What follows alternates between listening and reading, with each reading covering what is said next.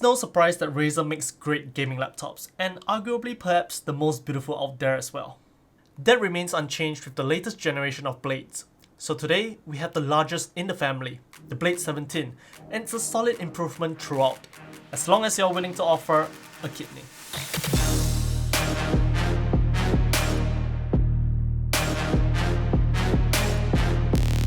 I'm pretty sure that anyone who's really seen a Blade in the past few years or so would probably be really familiar with the design, and with the latest generation, it's not any different. It's a full blacked out aluminum chassis that not only looks great, it feels really premium, downright fantastic, and more importantly, looks really professional. And that's what really sets the Blade apart from the rest of the competition. It's a really professional looking laptop that wouldn't look out of place at a boardroom or perhaps at a cafe, but yet it can game, and game really well at that. Just take note that while it's on the lighter side for a 17.3-inch laptop, coming in at 2.75 kilograms, which is roughly 6 pounds, it is still physically large, so it's definitely good to have a large backpack lying around. For this generation, you get 4 main display options with various accompanying GPUs.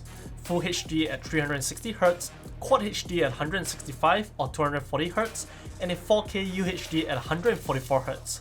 We have the Quad HD 240Hz option here, and to put it really simply, it's a beautiful display. 17.3 inches, IPS, 2560 by 1440 running at 240Hz, 300 nits, and 100% DCI-P3 coverage.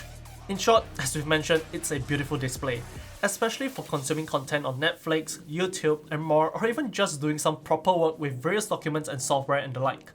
A 17.3-inch display is just a delight to use, and with a resolution at 1440p, it does actually allow you to make more use of the display without much issues from window scaling. Oh, and of course, 240Hz is a really fantastic experience, especially when it comes to gaming. Talking about the webcam, it's fine for the most part. You do get 1080p, and the overall image quality is pretty decent. Same goes for the mics as well. Using this for calls over Zoom or playing over Discord, it will be adequate in a pinch. The most useful feature, however, is of course the inclusion of Windows Hello facial recognition. That's a huge plus point in our books and definitely much needed since there isn't a fingerprint reader anywhere on this laptop, so facial recognition or PIN, simple password is all you get. As for the keyboard, depending on yourself, it's either a hit or a miss. Personally, I'm a fan. I feel that Razer Blade keyboards have generally been really great, and in my opinion, second only to the Microsoft Surface laptop with the Alcantara. It's nice and comfortable, great for both typing and gaming, and you can't forget the RGB thanks to Razer Chroma. Now, it may be jarring for some of you to see the lack of a numpad on a 17.3-inch device, so if that's what you need, you won't be getting it here. But this does make way for better position and larger speakers, which I think is a worthy trade-off. More on that in a bit, but for now, let's talk about the trackpad. Just like what I said about the keyboard, I really do like this. It's smooth, it tracks well, and in my experience thus far, probably still the nicest I've used when it comes to Windows laptops. Obviously, the Mac is better, but that's a whole different story. Unfortunately though, I do have to bring it down a notch this generation. Now, I'm not too sure if there's any significant difference between this generation and the last one that I tried, but I find that palm rejection isn't as great as what I remember it to be. Even when I was typing out this script, the mouse cursor would move more often than I would like, which was quite annoying actually. So perhaps something to take note of. But we now come back to those speakers, and yes, they are actually pretty great. They sound really full, and there's quite a lot of low end despite the relatively thin chassis. Additionally, thanks to the physical larger size that a 17.3-inch laptop offers, you get pretty great stereo separation as well. Honestly, I think it might just be the best set of speakers for a Windows laptop thus far, and that's saying quite a lot.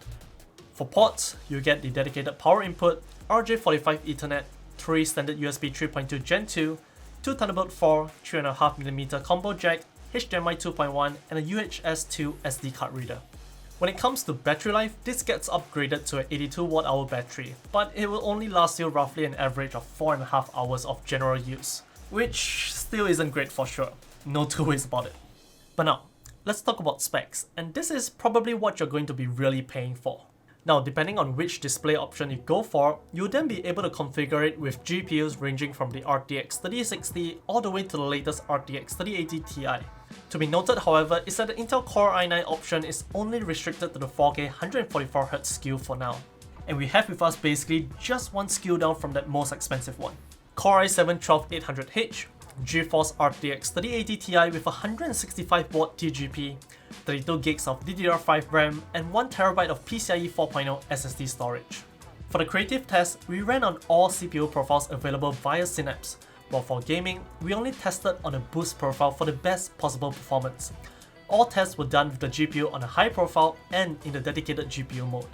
As you can tell in Cinebench R23, there is quite a significant difference in performance, especially multi-core, between the various power profiles. Single core performance are really similar across the board, with the exception of the low power profile. As for temperatures, the Blade 17 was honestly pretty stellar, averaging around 60 degrees Celsius for both the low and medium profile, while consuming about 25 to 35 watts, increasing to an average of 70 for the high profile while consuming 45 watts. This further increases to the low 80s for the boost profile while consuming 60 watts sustained. To add on, the fans weren't too loud either. Now yes, you can definitely still hear it under load, it's audible, but it's not overbearing. So in that regard, especially for the form factor, it's not too bad. The same holds true in DaVinci Resolve. We took our 10-minute 4K test project as per usual, and the results are as such. A surprising find would be the minimal difference between high and boost, though not entirely unexpected given the little difference in the actual sustained clock speeds. With all that said, if you're looking at a Razer Blade, gaming is probably your utmost priority, so let's talk about gaming. We tested both 1080p and 1440p, and basically at the highest possible settings. For 1080p, the results are pretty much what you would expect from such a powerful CPU and GPU combo. Esports titles like CSGO, Valorant, and Apex Legends are really enjoyable with really high frame rates, but even demanding AAA titles like Halo Infinite and Cyberpunk 2077 perform admirably. Move it up to 1440p and the same holds true. Frame rates are still really high and you will be able to pretty much make full use of the 240Hz Quad HD display. Now since you're getting pretty much the best GPU in a laptop, ray tracing is actually something you can consider. At both 1080p and 1440p, the system will be able to output at least an average of 60 frames per second, even in the most demanding of games like Cyberpunk 2077. It was honestly a fantastic experience, and you can get a little more performance if you go ahead and tweak the DLSS settings. As for temperatures while gaming, it's well within reason. The GPU is totally fine. Even with 165 watts of thermal graphics power allocated, the RTX 3080 Ti is well under control, averaging around 80 degrees Celsius under sustained load while drawing about 155 watts overall. The CPU on the other hand is a little hotter, averaging around 90 degrees Celsius while drawing about 35 to 40 watts. But there is a catch. There's always a catch. Yes. Even though the temperatures are pretty well controlled, especially given the form factor, you definitely do feel the heat. It does get pretty uncomfortable to rest your hand on a walls cluster, especially more so if you're going to game for a couple of hours or more. You will feel the heat, and it's pretty uncomfortable, trust me. Now we don't have a thermal gun to accurately monitor the surface temperature, but there are already reviews out there that have done so, and they have pretty much confirmed that the surface temperature of this generation of Blade 17 is quite a few degrees higher compared to the previous generation. So yes, you will feel the heat. But I guess it's a little bit of a trade-off considering the higher powered Intel 12th Gen chip and the removal of one of the 35mm fans right below the trackpad in exchange for the bigger battery. You lose some, you gain some, I guess. Speaking of which, if you're intending to upgrade the system, you have access to 2 DDR5 SODIMM slots, an additional M.2 PCIe 4 SSD slot, and a Wi-Fi card. Lastly, we come to the one huge factor that you would probably dwell about if you are considering the Razer Blade at all, and that's price. As configured, this Blade 17 comes in at a whopping 6,649 Singapore dollars or just under 4,000 US dollars. That is seriously a lot of cash, and you would probably think twice before forking out that amount. At least I would think so. But with that said, is it worth that sticker price? Well, it really depends. The Blade does occupy a really specific niche in the gaming laptop category, and it really is, in my opinion, the only laptop to offer both the performance and the aesthetics. Now, there are a few other gaming laptops that come really close, but the Blade is just really that one step further. So whether that's worth it to you, it really is up to you. But we just want to reiterate that while the temperature is well under control and the performance is pretty fantastic, it does get warm to the touch, at least on the surface. So in that sense, it might get uncomfortable to play for long hours on end, so Just to reiterate again, especially here in a hot and humid climate like us in Singapore, it will get uncomfortable, so do take note. Our only advice if you're really looking at getting this is to opt for the 3070 Ti option instead. Performance isn't going to be much different and you're still going to enjoy the same great display, but you're saving almost $1,000.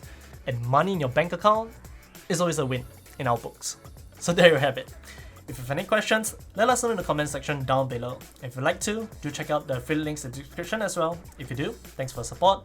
Don't forget to like this video, subscribe to us on YouTube, follow us on Facebook, Twitter, Instagram, and TikTok. Till the next one. See ya!